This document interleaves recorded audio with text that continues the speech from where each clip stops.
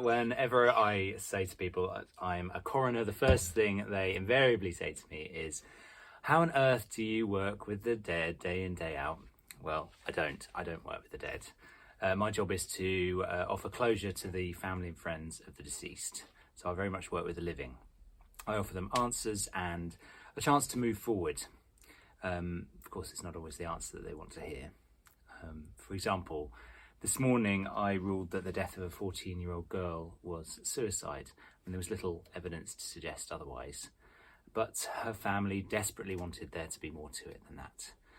I mean, there were some unfounded rumours going around that someone had pushed her in front of the train rather than her having jumped, and her family had convinced themselves that that were true.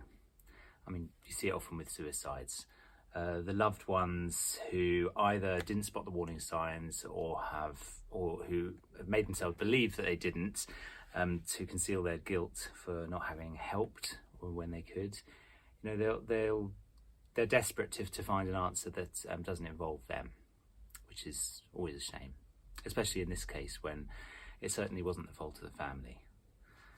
Well, it's easy to become quite blasé in a case like this, you know, in this job, and actually this one hit close to home the most because I've got a rather sullen 14-year-old daughter of my own. I love her to death, but I can't say with any conviction that I know her. I mean, I don't know who she's talking to online. I don't know who her friends are at school, or even if she has any true friends at all. You know, I don't know if she's being harassed or bullied like this poor girl that I had to get into the head and life of in order to deliver my conclusions in this case. And that being said, as I was speaking to her family and relaying my findings to them, and they were looking at me like I was talking about someone that they'd never even met, I was thinking to myself, who am I to tell them about the state of mind of their daughter when I haven't a clue about my own? I mean, who am I to tell them how their daughter was feeling?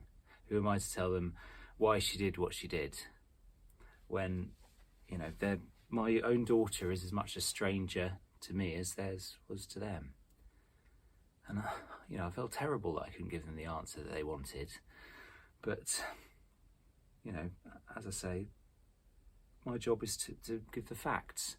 And facts aren't always what people want to hear. But, well, that was this morning.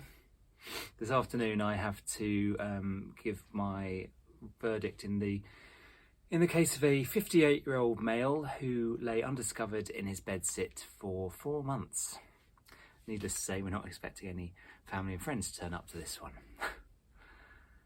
But before I get onto that, I think I'm just going to go and give my daughter a ring.